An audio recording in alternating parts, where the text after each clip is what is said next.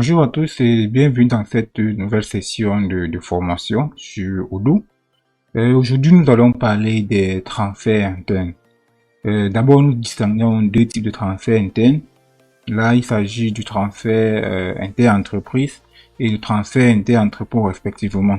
Donc aujourd'hui, nous allons plus parler du transfert inter-entrepôt qui s'agit justement du transfert de stock d'un entrepôt à un autre entrepôt géré par la même entreprise. Donc ici, je me rassure d'abord déjà dans mon module stock que j'ai mes deux entrepôts à disposition. On a par exemple ici le magasin de Douala et celui de Yaoundé qui sont disponibles, chacun avec un emplacement directement attribué par défaut. Donc nous allons voir ces emplacements là à ces niveaux. Donc chaque emplacement ici doit contenir un certain stock qui est géré de façon individuelle. Donc là par exemple nous voyons que on a totalement 0 en stock en quantité disponible, n'est-ce pas, dans cet emplacement-ci, du moins pour ces deux produits dont nous allons utiliser pour faire notre démonstration ici. Donc c'est également le cas pour l'emplacement de Yaoundé qui également aussi est en stock 0 pour tous les produits. Donc nous allons procéder par un achat déjà ici et ensuite on va faire le transfert. Donc pour cela je me rends dans mon module achat et je vais déclencher un bon de commande fournisseur, n'est-ce pas, avec deux produits. Celui-ci va prendre en quantité 100 et le second on va prendre en quantité 150. Donc avec ceci je vois bien que c'est dans le magasin de Douala que je vais réceptionner ce produit. Donc là je confirme le bon de commande et ensuite j'ai ici mon bon de réception qui est 10 ici et 50 là. Oups, là, je pense qu'on a dû faire une petite erreur. Ok, ici on aurait commandé 100 à ce niveau. Voilà. Donc là, je reviens dans mon bon et oups, on a 100 ici. D'accord. Donc là, je renseigne les numéros de lot pour ces produits là. On a le lot BL002 avec la date de fin de validité, disons le 12/12/2025. Ok. Donc voilà. En ce qui concerne ce produit, on a les 100 boîtes ici pour ce numéro de lot là. On peut également mettre dans plusieurs lots, comme ça sera par exemple le cas pour ce second produit, où on va par exemple avoir deux lots.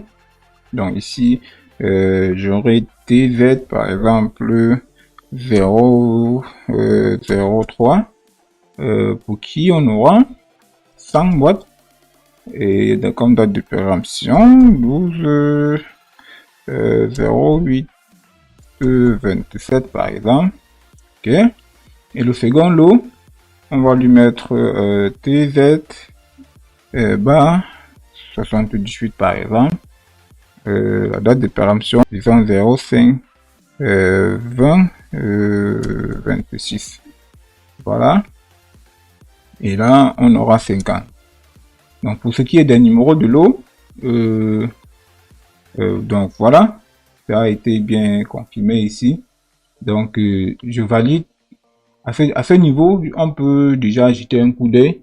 Question de contrôler les prévisions de mouvement, les coûts de route sur ces différents produits là. Donc je me rends dans mon emplacement de Douala et ensuite je regarde mes stocks actuels ici. Donc nous constatons qu'en prévision on a des opérations en cours qui nous notifient déjà ici 100 et 150 sur ces deux produits là. Donc Je reviens dans mes opérations, je prends mon bon de réception qui est celui-ci et ensuite je clique sur valider pour réceptionner les produits dans l'emplacement du doigt là. Donc, une fois les produits en place, on va également jeter un coup d'œil au stock, ici stock actuel. On trouve ici qu'on a en quantité disponible 100 et 150 pour ces deux produits.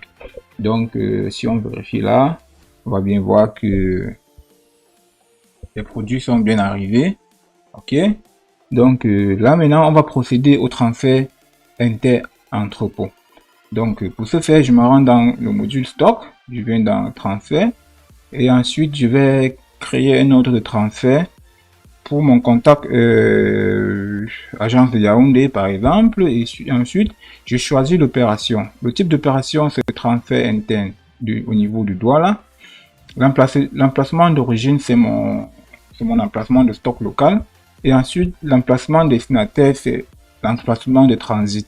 Donc ici nous avons un emplacement de transit où les produits seront acheminés et ensuite Yaoundé ira chercher les produits dans cet emplacement de transit là.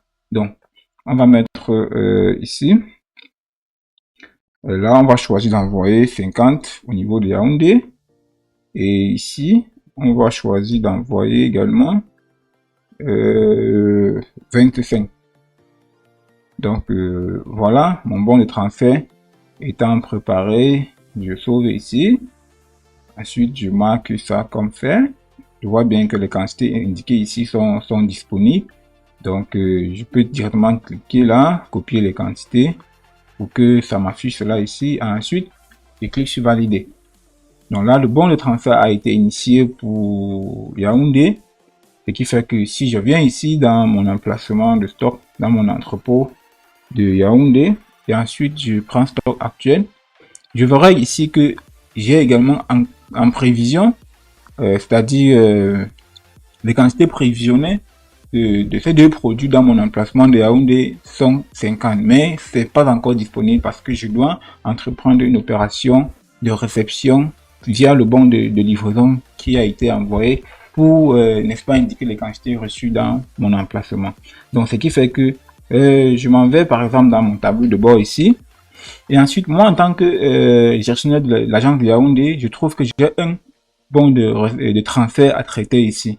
Donc, quand je clique là-dessus, je constate que la référence, ça vient de l'entrepôt de transit vers mon emplacement de stock qui est celui-ci. Donc, j'ouvre le bon et je constate ici que j'ai 50 produits en prévision et 25 pour le deuxième produit. Donc, si les quantités reçues sont égales aux quantités envoyées, je procède directement par la validation de mon bon de livraison. Ça, pour copier les quantités. Là, ensuite, je clique sur valider. Voilà. Donc, maintenant, si on revient dans mon emplacement de Yaoundé et que on vérifie mon stock actuel, on peut constater effectivement que les stocks ont été reçus et sont désormais disponibles pour la facturation. Donc, merci d'avoir suivi cette formation et à la prochaine pour des astuces.